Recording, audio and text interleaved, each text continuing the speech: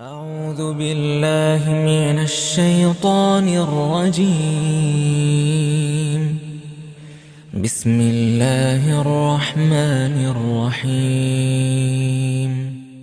وإنه لتنزيل رب العالمين نزل به الروح الأمين على قلبك لتكون من المنذرين بلسان عربي مبين وإنه لفي زبر الأولين أولم يكن لهم آية أن يعلمه علماء بني إسرائيل ولو نزلناه على بعض الأعجمين فقرأه عليهم ما كانوا به مؤمنين كذلك سلكناه في قلوب المجرمين لا يؤمنون به حتى يروا العذاب الأليم فيأتيهم بغتة وهم لا يشعرون فيقولوا هل نحن منظرون. അസ്സലാമു അലൈക്കും വറഹ്മത്തുള്ളാഹി വബറകാതുഹു. ഖുർആൻ പദം 1256 ദിവസത്തിലേക്ക് എല്ലാവരെയും ഹാർദമായി സ്വാഗതം ചെയ്യുന്നു. പരിശുദ്ധ ഖുർആനിലെ 26-ാമത്തെ അധ്യായമായ സൂറത്ത് ശുറായിലെ 192 മുതൽ 203 വരെയുള്ള ആയത്തുകളാണ് ഇന്ന് പഠന വിധേയമാക്കുന്നത്. ക്ലാസ് ആരംഭിക്കുന്നതിനായി ആദരണീയനായ ഡോക്ടർ എ വിലായത്തുള്ള സാഹിബിനെ ക്ഷണിക്കുന്നു. അസ്സലാമു അലൈക്കും വറഹ്മത്തുള്ളാഹി വബറകാതുഹു. أعوذ بالله من الشيطان الرجيم. بسم الله الرحمن الرحيم. وإنه لتنزيل رب العالمين نزل به الروح الأمين على قلبك لتكون من المنذرين بلسان عربي مبين وإنه لفي زبر الأولين أولم يكن لهم آية أن يعلمه علماء بني إسرائيل ولو نزله على بعض الأعجمين فقرأه عليهم ما كانوا به مؤمنين كذلك سلكناه في قلوب المجرمين لا يؤمنون به حتى يروا العذاب الأليم فيأتيهم بغتة وهم لا يشعرون فيقولوا هل نحن منظرون صدق الله العلي العظيم. സൂറത്ത് ശൂറയിലെ 192 മുതൽ 203 വരെയുള്ള ആയത്തുകളാണ് ഞാൻ നിങ്ങളെ കേൾപ്പിച്ചിട്ടുള്ളത്. സൂറത്ത് ശൂറ അതിന്റെ അർത്ഥഗാംഭീര്യമുള്ള സാരസമ്പുഷ്ടമായ പരിസമാപ്തിയിലേക്ക് നീങ്ങുകയാണ്. സൂറത്തിന്റെ തുടക്കത്തില് മുഹമ്മദ് നബി സല്ലല്ലാഹു അലൈഹി വസല്ലം മക്കയിലെ അദ്ദേഹത്തിന്റെ പ്രബോധിത സമൂഹത്തോട് ഇസ്ലാമിന്റെ അടിസ്ഥാന സന്ദേശങ്ങൾ പങ്കുവെച്ചുകൊണ്ട് ഒരു സംവാദത്തിനും ആശയവിനിമയത്തിനുമൊക്കെ തുടക്കമിട്ടത് നമ്മൾ കാണുകയുണ്ടായി. അതിന്റെ തുടർച്ചയായിട്ട് നബി സല്ലല്ലാഹു അലൈഹി വസല്ലമയെ ആശ്വസിപ്പിക്കുന്നതിനായും മക്കയിലെ ജനങ്ങളെ താക്കീത് ചെയ്യുന്നതിനായും ചരിത്രത്തിലെ ശ്രദ്ധേയങ്ങളായ ചില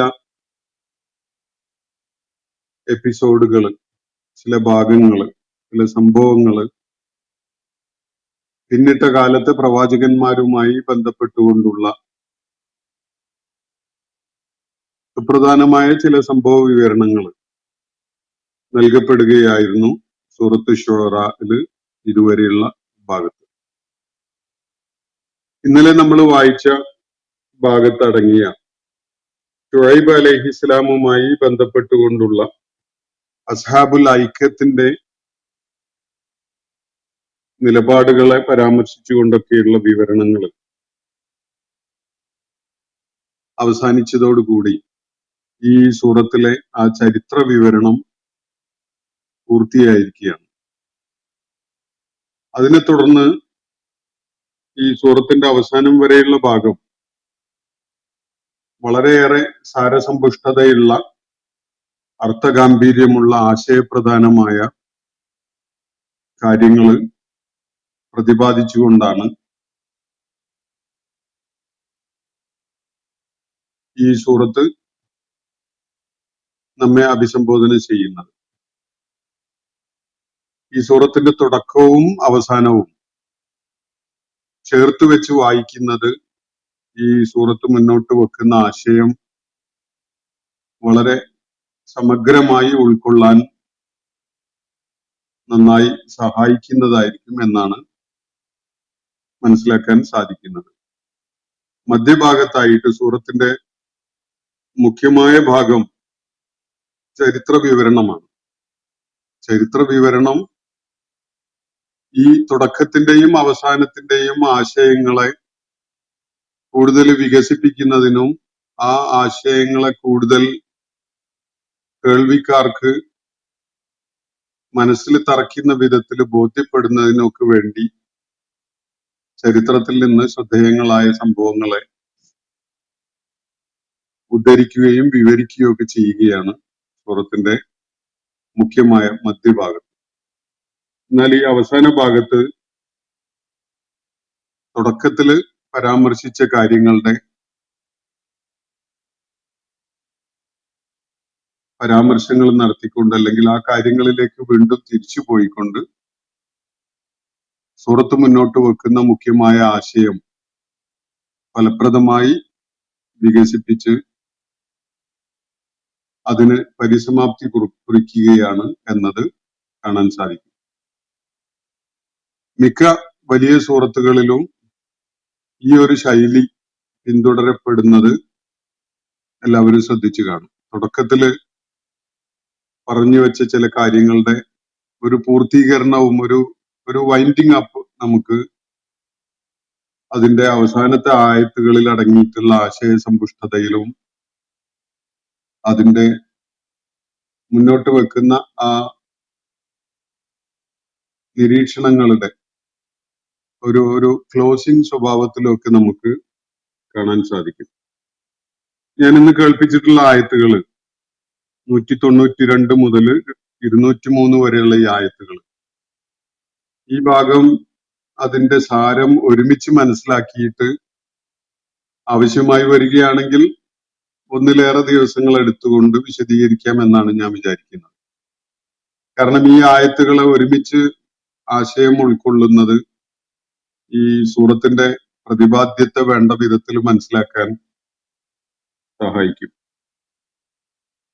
അപ്പോ ഷുഐബ് അലൈഹിസ്സലാമിന്റെ അസ്ഹാബുൽ ഐക്യത്തിന്റെ കാര്യങ്ങൾ പരാമർശിച്ചതിന് ശേഷം അള്ളാഹു ആ ഭാഗം അവസാനിപ്പിച്ചത് വഇന്ന റബ്ബക ലഹു അൽ അസീസുർ റഹീം എന്ന് പറഞ്ഞുകൊണ്ടാണ്. ധിക്കാരികളായ സമൂഹം നിഷേധികളായിക്കൊണ്ട് അള്ളാഹുവിനെയും അവന്റെ ദൂതന്മാരെയും വെല്ലുവിളിച്ചുകൊണ്ടുള്ള നിലപാട് എത്ര തന്നെ സ്വീകരിക്കുകയാണെങ്കിലും അള്ളാഹുവിന്റെ ഇസ്സത്തിന്, അള്ളാഹുവിന്റെ അജയ്യതക്ക്, അള്ളാഹുവിന്റെ പ്രതാപത്തിന് അത് ഒരു പോറലും ഏൽപ്പിക്കാൻ പോകുന്നില്ല. ധിക്കാരികളുടെ ധാർഷ്ട്യം അള്ളാഹുവിന്റെ കാരുണ്യത്തെ ഇല്ലാതാക്കി കളയുന്നുമില്ല. അള്ളാഹു ഇസ്സത്തുള്ളവനും റഹ്മത്തുള്ളവനുമായിട്ട് തന്നെയാണ് നിലകൊള്ളുന്നത് എന്നാണ് അവിടെ സൂചിപ്പിക്കപ്പെട്ടിട്ടുള്ളത്. ഏതെങ്കിലും ഒരു സമൂഹം അതിക്രമകാരികളായി മാറി എന്നതിന്റെ പേരിൽ അള്ളാഹു മനുഷ്യരാശിയോട് തനിക്കുള്ള കൃപാവായ്പ എന്നേക്കുമായിട്ട് അവസാനിപ്പിക്കുന്നില്ല.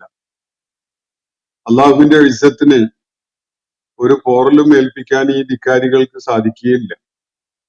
അവർ അള്ളാഹുവിന് വഴിപ്പെട്ടില്ല, അള്ളാഹുവിന് ഇബാദത്ത് ചെയ്യാൻ സന്നദ്ധരായില്ല എന്നതിന്റെ പേരിൽ ഒരിക്കലും തന്നെ അള്ളാഹുവിന്റെ പ്രതാപത്തിനോ ഔന്നത്യത്തിനോ ഒരു കുറവും ക്ഷീണവും സംഭവിക്കുന്നില്ല എന്നതാണ് അവിടെ പറഞ്ഞു വെച്ചിരിക്കുന്ന കാര്യം. അതിനുശേഷം ഈ സൂറത്തിന്റെ മുഖ്യമായ വിഷയം ഖുർആനാണ്. നബി സല്ലല്ലാഹു അലൈഹി വസല്ലം മക്കയിലെ ആളുകളെ കേൾപ്പിച്ചുകൊണ്ടിരിക്കുന്നത് ഈ ദൈവിക സന്ദേശം അടങ്ങിയിട്ടുള്ള ആയാത്തുകളാണ്. ആ വിഷയത്തിലേക്ക് തിരികെ വരികയാണ്. വഇന്നഹു ലതൻസീലു റബ്ബിൽ ആലമീൻ, ലോകങ്ങളുടെ രക്ഷിതാവിൽ നിന്നുള്ള സന്ദേശമായി അവതരിപ്പിക്കപ്പെട്ടിരിക്കുന്ന ആയാത്തുകളാണ് തീർച്ചയായിട്ടും നിങ്ങളെ കേൾപ്പിക്കപ്പെട്ടുകൊണ്ടിരിക്കുന്നത്. വഇന്നഹു, തീർച്ചയായിട്ടും ഇത് ലതൻസീലു റബ്ബിൽ ആലമീൻ, ഇതൊരു തൻസീലാണ്, അവതരണമാണ്. ഇത് ഒരു സന്ദേശം അവതരിപ്പിക്കലാണ്. ആരാണ് അവതരിപ്പിക്കുന്നത്? റബ്ബിൽ ആലമീൻ, ലോകങ്ങളുടെ തമ്പുരാൻ, ലോകങ്ങളുടെ രക്ഷിതാവ്, ഉലകങ്ങളുടെ ഉടമസ്ഥനായ അള്ളാഹു തന്റെ സൃഷ്ടിജാലങ്ങൾക്ക് പ്രയോജനപ്പെടുന്നതിന് വേണ്ടി അവതരിപ്പിച്ചിരിക്കുന്ന തൻസീലാണ്, സന്ദേശമാണ്. തൻസീൽ എന്നതില് ഒരു കൃപാവായ്പും ആർദ്രതയും സ്നേഹവും നമ്മളോടൊക്കെയുള്ള അള്ളാഹുവിന്റെ അനുകമ്പയും അടങ്ങിയിട്ടുണ്ട്. മഴ വർഷിപ്പിക്കുന്നതിന് ഉപയോഗിക്കുന്ന അതേ പദം തന്നെയാണ് വിശുദ്ധ ഖുർആന്റെ അവതരണത്തെ പരാമർശിക്കാനും അള്ളാഹു ഉപയോഗിച്ചിട്ടുള്ളത്, തൻസീൽ എന്നത്. അൻസല എന്നാൽ ആവശ്യക്കാരന്റെ ആവശ്യം പരിഗണിച്ചുകൊണ്ട് ആ പരിമാണം അനുസരിച്ച്, ആ അളവനുസരിച്ച് ഇറക്കിത്തരുന്ന ഒരു അനുഗ്രഹമാണ് യഥാർത്ഥത്തിൽ. അതിനെയാണ് തൻസീൽ എന്ന പദം സൂചിപ്പിക്കുന്നത്. മഴ വർഷിപ്പിക്കുന്നത് അങ്ങനെയാണ്. മഴ നമുക്ക് ആവശ്യമാണ്. പക്ഷെ തുടരെ ഒരു ഇടവേള പോലും ഇല്ലാതെ നിരന്തരം മഴ പെയ്തുകൊണ്ടിരുന്നാൽ അതൊരു വലിയ ദുരന്തമായി മാറും. അത് ആർക്കാണോ നൽകിയിട്ടുള്ളത് അവർക്ക് അത് വലിയ ദുരിതം തീർക്കും. അതിനെ തൻസീലിന് നമുക്ക് വിളിക്കാൻ പ്രയാസം ഉണ്ടാവും. തൻസീൽ എന്നത് ആവശ്യക്കാരന്റെ ആവശ്യം കണ്ടുകൊണ്ട്, മനസ്സിലാക്കിക്കൊണ്ട്, കണ്ടറിഞ്ഞ് ആവശ്യമുള്ള അളവില് ക്രമപ്രവൃദ്ധമായ രീതിയിൽ അവതരിപ്പിക്കുമ്പോഴാണ് അങ്ങനെ പറയുക. വിശുദ്ധ ഖുർആന്റെ അവതരണവും അങ്ങനെയാണ്, തൻസീലാണ്. മഴ വർഷിപ്പിക്കുന്നതിൽ അള്ളാഹുവിന്റെ കാരുണ്യത്തിന്റെ പെയ്തിറങ്ങലുണ്ടെങ്കിൽ അത് നമ്മളുടെ മനസ്സിനെ, ഹൃദയത്തെ, ശരീരത്തെയൊക്കെ കുളിർപ്പിക്കുമെങ്കിൽ മനുഷ്യന്റെ അന്വേഷണത്വരയെ കുളിർപ്പിക്കുന്ന, അവന്റെ മനസ്സ് വ്യാപരിക്കുന്ന അവന്റെ അന്ധമായ ചിന്താപരമായ അലച്ചിലിന് ഒരു കുളിർപ്പിക്കലാണ് യഥാർത്ഥത്തില് ദൈവികമായ സന്ദേശത്തിന്റെ ഈ പെയ്തിറങ്ങല്. അള്ളാഹു സൂചിപ്പിക്കുന്നത് അതാണ്. വഇന്നഹു ലതൻസീലു റബ്ബിൽ ആലമീൻ, ലോകങ്ങൾക്കൊരു നാഥനുണ്ട്, വെറുതെ സൃഷ്ടിച്ചങ്ങ് വിട്ടതല്ല. ജീവജാലങ്ങൾക്കും മനുഷ്യർക്കും ഒക്കെ തന്നെ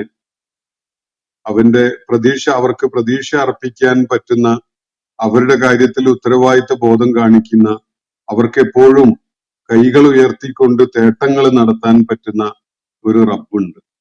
ആ റബ്ബ് വാനിൽ നിന്ന് ഇറക്കിത്തരുന്ന ഒരു മാർഗദർശനമായിട്ട് ഉള്ള സന്ദേശമാണ് ഈ വിശുദ്ധ ഖുർആനിൽ അടങ്ങിയിട്ടുള്ളത് എന്നാണ് അള്ളാഹു ഇവിടെ പറയുന്നത്.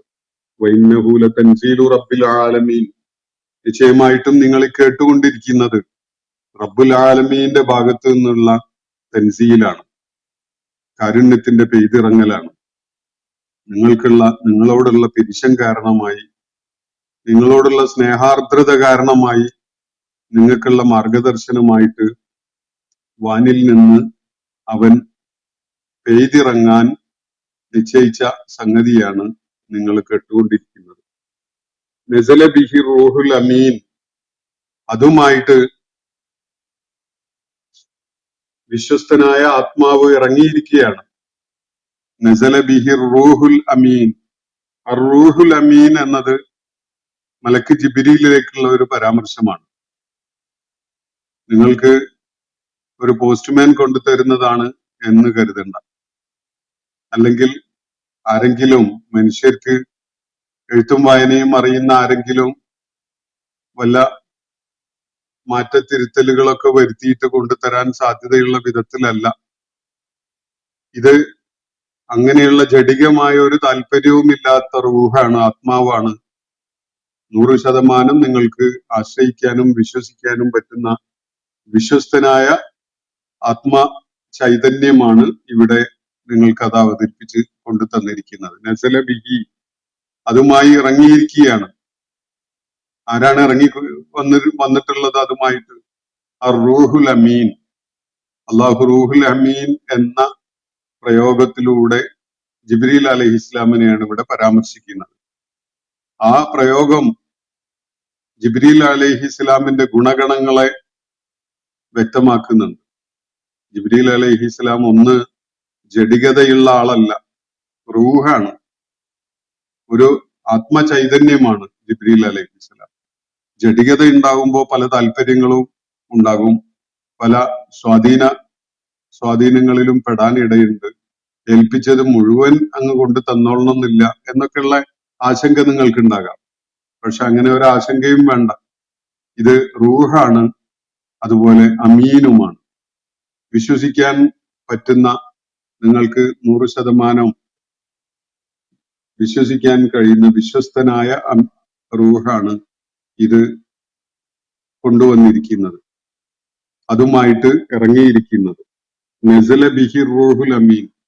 റൂഹുൽ അമീൻ അതുമായിട്ട് ഇറങ്ങിയിരിക്കുകയാണ്. എവിടെയാണ്? അലാ ഖൽബിക, പ്രവാചകരെ താങ്കളുടെ ഹൃദയത്തിലേക്ക്. അലാ ഖൽബിക, നബി സല്ലല്ലാഹു അലൈഹി വസല്ലമയുടെ ഹൃദയത്തിലേക്കാണ് റൂഹുൽ അമീൻ ഈ ദിവ്യവാക്യങ്ങളുമായിട്ട് ഇറങ്ങിയിരിക്കുന്നത്. വല്ലാത്തൊരു പ്രക്രിയയാണ്. അത് ആലോചിക്കും തോറും നമുക്ക് വിസ്മയം വർദ്ധിച്ചുകൊണ്ടേയിരിക്കും. ഒരു വാചകം, 2-3 വരി ദൈർഘ്യമുള്ള ഒരു വാചകം മനഃപ്പാടമാക്കണമെങ്കിൽ നമ്മൾ എത്ര സ്ട്രഗിൾ ചെയ്യുന്നുണ്ടാവും. ആവർത്തിച്ച് അത് ഉരുവിട്ട് കഴിഞ്ഞിട്ട് നമുക്ക് മനഃപ്പാടമായി എന്ന് തോന്നിയതിന് ശേഷം നമ്മൾ അത് മറ്റൊരാളെ കേൾപ്പിച്ചു നോക്കുമ്പോഴാണ് പലയിടത്തും നമുക്ക് പിഴവുകൾ പറ്റുന്നുണ്ട് എന്ന കാര്യം മനസ്സിലാവുക. പക്ഷെ ഒരിക്കൽ പോലും ഒരു ലഫ്ള് പോലും അള്ളാഹുവിന്റെ പ്രവാചകൻ വിശുദ്ധ ഖുർആൻ തെറ്റിച്ചോതിയിട്ടില്ല. ആലോചിക്കേണ്ടതുണ്ട്. 600 ചില്ലാനം പേജുകളുള്ള ഒരു ഗ്രന്ഥം, ആ ഗ്രന്ഥത്തിന്റെ ഒരു വലിയ ഒരു ലഫ്ള് പോലും ഒരിക്കൽ പോലും നബി സല്ലല്ലാഹു അലൈഹി വസല്ലം തെറ്റി ഓതിയിട്ടില്ല എന്നതാണ്, തെറ്റിക്കുന്നില്ല എന്നതാണ് ചരിത്രം. ഇത് മനഃപ്പാടമാക്കാൻ വേണ്ടി ഒരു ദിവസം പോലും അദ്ദേഹം ഒഴിഞ്ഞിരുന്നിട്ടില്ല. ലോകത്ത് അള്ളാഹുവിന്റെ പ്രവാചകനല്ലാതെ മറ്റൊരാളെ ആർക്കെങ്കിലും കാണിച്ചു തരാൻ പറ്റുമോ? ഒരു ദിവസം പോലും പ്രത്യേകം പ്രയത്നമെടുക്കാതെ വിശുദ്ധ ഖുർആനെ പോലെയുള്ള 600-ലേറെ പേജുകളുള്ള ഒരു ഗ്രന്ഥം മനഃപ്പാടമാക്കിയതായിട്ട്. ഇനി വേറെ ഏതെങ്കിലും സ്വന്തമായിട്ട് രചിച്ച ഒരു പുസ്തകമാണ് എന്ന് തന്നെ വെക്കുക. 500-600 പേജുള്ള ഒരു പുസ്തകം ഒരാൾ രചിച്ചിട്ട് അതിലെ വാചകങ്ങളെ ആ ക്രമത്തില് കേൾപ്പിക്കാൻ കഴിയുന്ന ആരുണ്ട്? മനസ്സിൽ നിന്ന് അത് പറഞ്ഞു തരാൻ കഴിയുന്ന ആരാണുള്ളത്? ലോക ചരിത്രത്തിൽ അങ്ങനെ ഒരാളെ കാണാൻ നമുക്ക് സാധ്യമല്ല. അപ്പോ നബി സല്ലല്ലാഹു അലൈഹി വസല്ലമയോട് അള്ളാഹു കൂടെ പറയുന്നത്, ഇത് വിശ്വസ്തനായ റൂഹുൽ അമീൻ ജിബ്രീൽ അലൈഹിസ്സലാം, ആ വിശ്വസ്തതയുടെ ചൈതന്യമായ ജിബ്രീൽ അലൈഹിസ്സലാം താങ്കളുടെ ഹൃദയത്തിലേക്ക് ഇതുമായി ഇറങ്ങിയിരിക്കുകയാണ്. അലാ ഖൽബിക.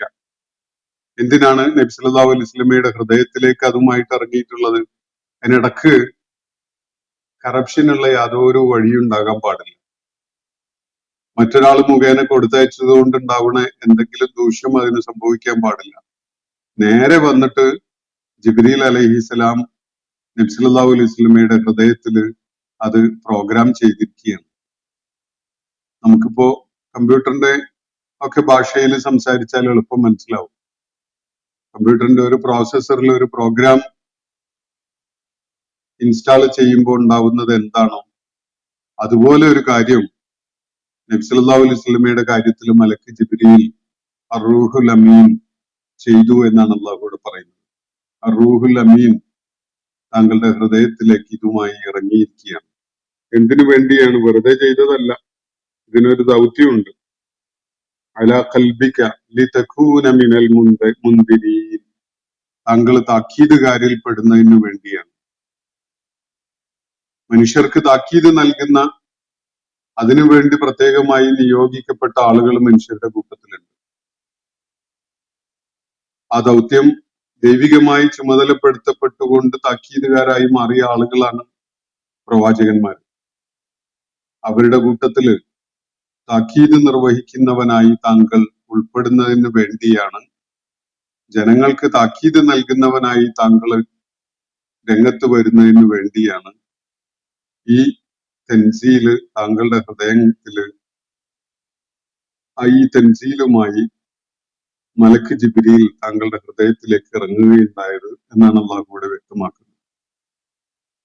ആ പ്രക്രിയ നമുക്ക് ഭാവനയിൽ ഒന്ന് കണ്ടു നോക്കാവുന്നതേ ഉള്ളൂ. ഒരിക്കൽ പോലും ഒരു മിനിറ്റ് പോലും നബി സല്ലല്ലാഹു അലൈഹി വസല്ലം വിശുദ്ധ ഖുർആൻ മനഃപ്പാഠം പഠിക്കാൻ വേണ്ടി ഒഴിഞ്ഞിരുന്ന ഒരു സംഭവമില്ല.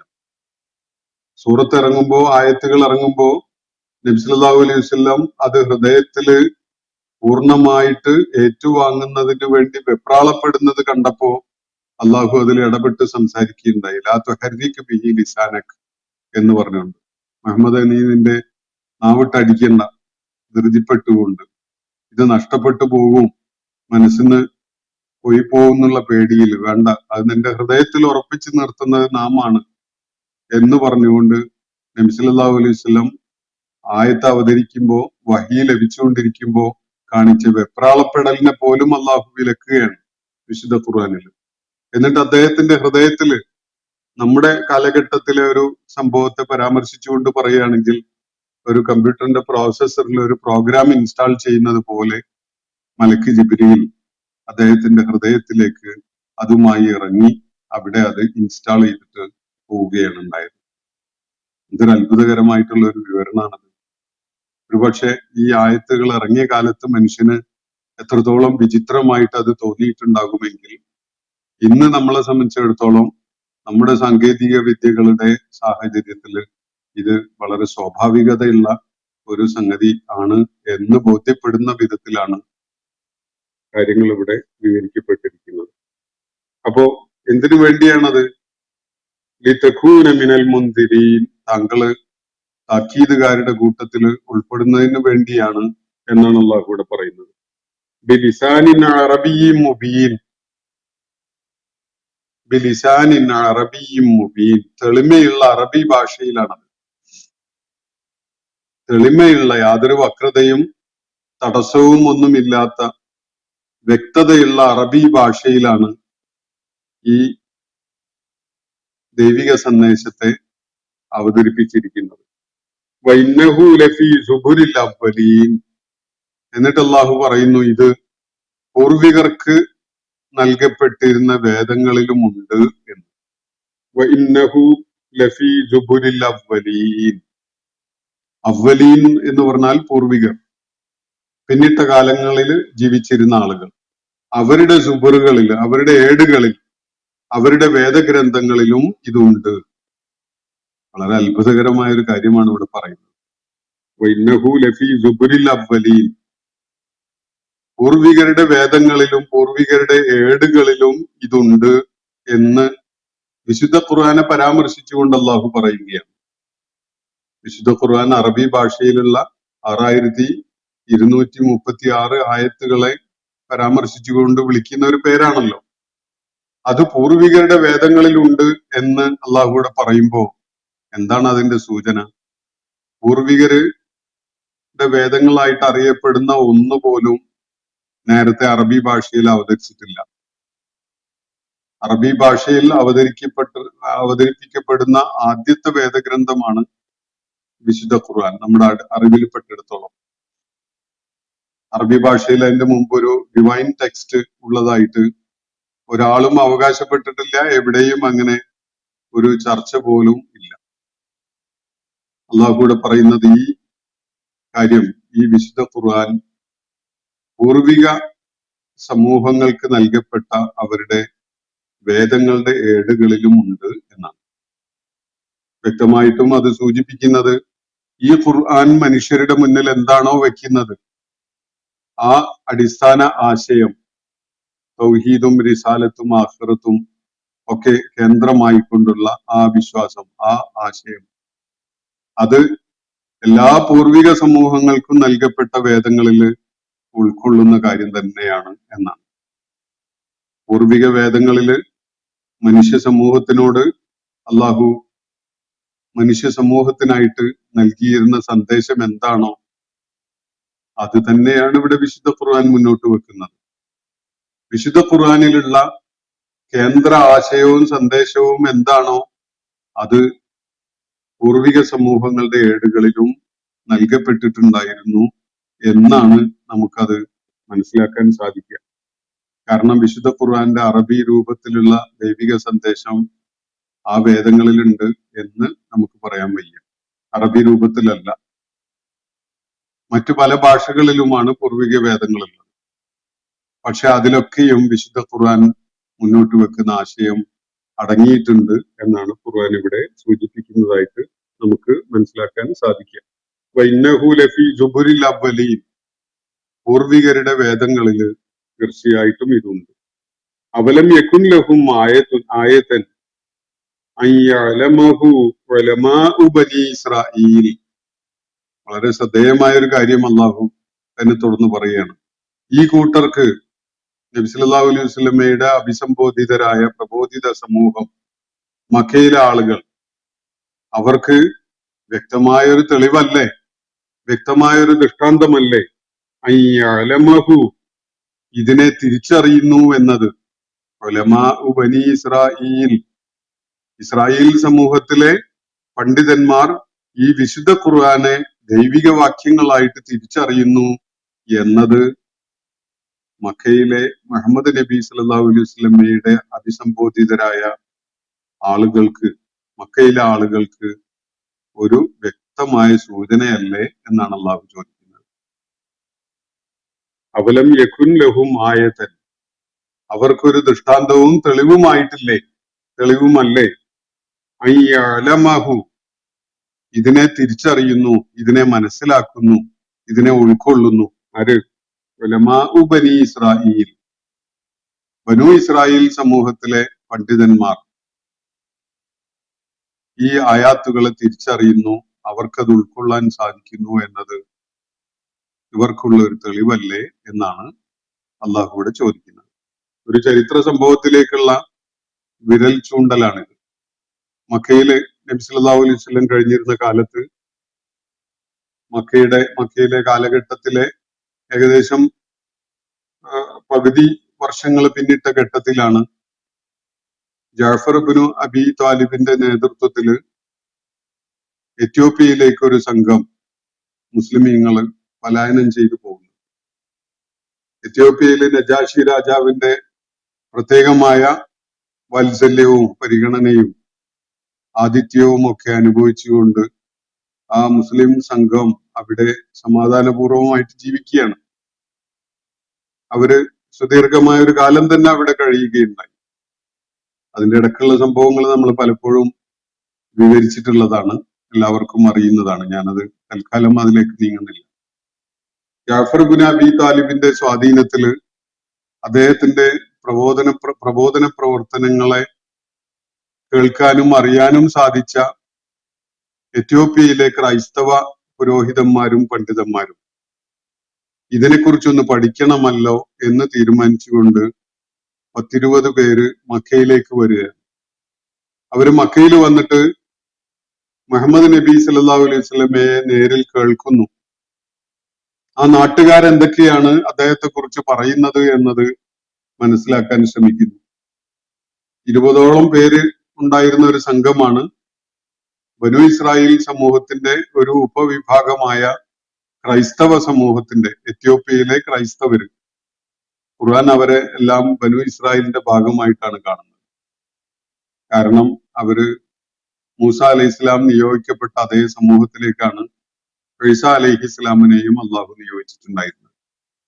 മുഴുവൻ ലോകങ്ങളിലെയും ആളുകൾക്കുള്ള സന്ദേശവാഹകനായിട്ടല്ല, ബനൂ ഇസ്രായേൽ സമൂഹത്തിലെ ആളുകളെ അഭിസംബോധന ചെയ്യുന്നതിന് വേണ്ടിയാണ് ഈസ അലൈഹി ഇസ്ലാമിനെ അള്ളാഹു അയച്ചിട്ടുണ്ടായിരുന്നത്. അതുകൊണ്ട് തന്നെ അള്ളാഹു ബനൂ ഇസ്രായേലിന്റെ ആ സമൂഹത്തിൽപ്പെട്ട വേദപണ്ഡിതന്മാര് എന്ന പരാമർശം ക്രൈസ്തവരെ ഉൾപ്പെടെ പരാമർശിച്ചുകൊണ്ട് നടത്തുന്നു എന്നതാണ് വസ്തുത. അപ്പൊ അള്ളാഹുവിടെ സൂചിപ്പിക്കുന്ന ഈ സംഭവം എത്യോപ്യയിൽ നിന്ന് ജാഫർ ഇബ്നു അബി താലിബിന്റെ പ്രേരണയിൽ അദ്ദേഹത്തിന്റെ പ്രബോധനത്തിൽ ആകൃഷ്ടരായി ആ വിഷയം ഒന്ന് പഠിക്കണം എന്ന് തീരുമാനിച്ചുകൊണ്ട് മക്കയിലേക്ക് വന്ന 10-20 വേദപണ്ഡിതന്മാർ, ക്രൈസ്തവ പശ്ചാത്തലത്തിലുള്ള വേദപണ്ഡിതന്മാരാണ്. അവര് മക്കയിൽ വന്നിട്ട് മസ്ജിദുൽ ഇഹ്റാമിന്റെ പരിസരത്ത് നിന്നുകൊണ്ട് മുശ്രിക്കുകളൊക്കെ നോക്കി നിൽക്കെ, അബൂജഹൽ ഉൾപ്പെടെയുള്ള മുശ്രിക്കുകളൊക്കെ നോക്കി നിൽക്കെ മുഹമ്മദ് നബി സല്ലല്ലാഹു അലൈഹി വസല്ലമയോട് അള്ളാഹുവിന്റെ ദീനിനെ കുറിച്ച് ചോദിച്ചറിയുകയാണ്. അള്ളാഹുവിന്റെ പ്രവാചകൻ അവരെ വിശുദ്ധ ഖുർആനിൽ നിന്നുള്ള ചില ആയാത്തുകൾ ഓതി കേൾപ്പിക്കുകയാണ്. അത് കേട്ടുകൊണ്ട് അത് സത്യമാണ് എന്ന് ഉൾക്കൊണ്ടുകൊണ്ട് ആ ബനൂ ഇസ്രായേൽ പണ്ഡിതന്മാർ, ആ വേദക്കാരായ പണ്ഡിതന്മാര് അവരുടെ കണ്ണുകൾ നിറയുകയാണ്. അവരവിടെ വെച്ച് തന്നെ അള്ളാഹുവിന്റെ പ്രവാചകനെ സത്യപ്പെടുത്തിക്കൊണ്ട് തങ്ങളുടെ വിശ്വാസം പ്രഖ്യാപിക്കുകയാണ് ചെയ്യുന്നത്. ഇത് മക്കയിൽ നബി സല്ലല്ലാഹു അലൈഹി വസല്ലം ജീവിച്ചിരുന്ന കാലത്തുണ്ടായ ഒരു സംഭവമാണ്. അപ്പോ ഇത് നോക്കി നിന്ന അവിടെയുള്ള മക്കയിലെ അറബികള്, മക്കയിലെ മുശ്രിക്കുകളായ ആളുകൾ, വിശേഷിച്ച് അബൂജാഹിലിനെ പോലെയുള്ള ആളുകൾ, അവര് പ്രകോപിതരായിക്കൊണ്ട് ആ ബനൂ ഇസ്രായേൽ പണ്ഡിതന്മാരോട് തട്ടിക്കയറുന്നുണ്ട്. മഹാവിഡ്ഢികള്, മക്കയിലേക്ക് വന്നിട്ടുള്ള ഏറ്റവും വലിയ വിഡ്ഢികള് നിങ്ങളാണ്. നിങ്ങളെ നാട്ടിൽ നിന്ന് പറഞ്ഞയച്ചത് ഇവിടെ വന്നിട്ട് കാര്യങ്ങളൊക്കെ പഠിച്ച് മനസ്സിലാക്കിയിട്ട് ചെന്ന് അവർക്ക് റിപ്പോർട്ട് ചെയ്യാൻ വേണ്ടിയല്ലേ. എന്നിട്ട് നിങ്ങൾ ഇവിടെ വന്നു കയറുന്നതിന് മുമ്പ് തന്നെ മുഹമ്മദിന്റെ സംസാരം കേട്ട് നിങ്ങളുടെ മതം ഉപേക്ഷിക്കുകയായിരുന്നോ എന്നാണ് അബൂജഹൽ അവരോട് തട്ടിക്കയറിക്കൊണ്ട് ക്ഷോഭിച്ചുകൊണ്ട് പറയുകയുണ്ടായത്. അപ്പോ വിശുദ്ധ ഖുർആനിൽ അത് സൂറത്തുൽ ഖസസിൽ അല്ലാഹു വേറെ ഒരു നിലയ്ക്ക് വിവരിക്കുന്നുണ്ട്. അപ്പൊ അവര് പറയുന്നത്, നിങ്ങളോട് തർക്കിക്കാൻ ഞങ്ങളില്ല, നിങ്ങൾക്ക് സത്യമെന്ന് ബോധ്യപ്പെടുന്നത് നിങ്ങൾക്ക് പിന്തുടരാം, ഞങ്ങൾക്ക് സത്യം എന്ന് ബോധ്യപ്പെട്ടത് ഞങ്ങൾ പിന്തുടർന്നിരിക്കുന്നു, നിങ്ങളുമായിട്ടൊരു തർക്കത്തിൽ ഏർപ്പെടാൻ ഞങ്ങളില്ല എന്ന് പറഞ്ഞുകൊണ്ട് അവര് അബൂജാഹിലിനെ അവഗണിക്കുകയാണ് ചെയ്യുന്നത്. ഇവരൊക്കെ നോക്കി നിൽക്കുകയാണ് ഇസ്രായേൽ പശ്ചാത്തലത്തിലുള്ള ക്രൈസ്തവ യഹൂദ വേദഗ്രന്ഥങ്ങളുടെ പശ്ചാത്തലത്തിൽ ഉള്ള പണ്ഡിതന്മാര്, അള്ളാഹുവിന്റെ പ്രവാചകൻ അവരെ കേൾപ്പിച്ച ദൈവിക വാക്യങ്ങളായിട്ട് അവര് തിരിച്ചറിഞ്ഞു എന്നത് വളരെ ശ്രദ്ധേയമായ ഒരു ചരിത്ര സംഭവമാണ്. ഈ ഒരു കാര്യത്തെ പരാമർശിച്ചുകൊണ്ടാണ് അള്ളാഹു ഇവിടെ പറയുന്നത് എന്നതാണ് പൊതുവായി മുഫസ്സിറുകള് എത്തിച്ചേരുന്ന നിഗമനം. വഇന്നഹു ലതൻസീലു റബ്ബിൽ ആലമീൻ നസല ബിഹി റൂഹുൽ അമീൻ അലാ ഖൽബിക ലിതകൂന മിനൽ മുൻദിരീൻ എന്നാണ് ഇവിടെ പറയുന്നത്. ബിലിസാനിൻ അറബിയ്യിൻ മുബീൻ, വ്യക്തതയുള്ള അറബി ഭാഷയിലാണത്. വഇന്നഹു ലഫീ സുബുരിൽ അവ്വലീൻ, പൂർവികരുടെ വേദങ്ങളിലൊക്കെയും ഇതിനെക്കുറിച്ച് പരാമർശമുണ്ട്. ഇതൊക്കെ പൂർവിക വേദങ്ങളിലുണ്ട്. അവലം യകുൻ ലഹും ആയതൻ അൻ യഅലമഹു ഉലമാഉ ബനി ഇസ്രായീൽ, ബനു ഇസ്രായേൽ പണ്ഡിതന്മാർ ഇത് തിരിച്ചറിയുന്നു എന്നത് ഇവർക്ക് മതിയായ ഒരു തെളിവല്ലേ എന്നാണ് അള്ളാഹു ഇവിടെ ചോദിക്കുന്നത്. അവര് തിരിച്ചറിഞ്ഞിട്ടുണ്ട്, അത് നിങ്ങൾക്ക് ഒരു മതിയായ തെളിവല്ലേ എന്നതാണ് സൂചിപ്പിക്കപ്പെടുന്ന കാര്യം. നമുക്ക് ഇന്നത്തെ സെഷൻ ഇവിടെ അവസാനിപ്പിക്കാമെന്നാണ് വിചാരിക്കുന്നത്. ഇതിന്റെ ബാക്കി ഭാഗം ഞാൻ നാളെ നിങ്ങളെ കേൾപ്പിക്കാം. ഈ മുഴുവൻ ആയത്തുകളുമായി ബന്ധപ്പെട്ടുകൊണ്ടുള്ള ചില വളരെ പ്രാധാന്യമുള്ള വിശദാംശങ്ങൾ അതിനെ തുടർന്ന് നിങ്ങളുമായി പങ്കുവെക്കാമെന്നാണ് കരുതുന്നത്. അപ്പൊ ഇന്നത്തെ സെഷൻ നമ്മൾ 197 ആയത്തിൽ അവസാനിപ്പിച്ചിരിക്കുകയാണ്. വാഖിർ ദഅവാന അനിൽ ഹംദുലില്ലാഹി റബ്ബിൽ ആലമീൻ. അസ്സലാമു അലൈക്കും വറഹ്മത്തുള്ളാഹി വബറകാതുഹു. ഇന്നത്തെ ഖുർആൻ പദം ഇവിടെ സമാപിക്കുന്നു. ഖുർആൻ പഠനത്തിൽ പങ്കെടുത്ത എല്ലാവർക്കും അള്ളാഹു അർഹമായ പ്രതിഫലം നൽകി അനുഗ്രഹിക്കട്ടെ. وآخر دعوانا أن الحمد لله رب العالمين. السلام عليكم ورحمة الله وبركاته.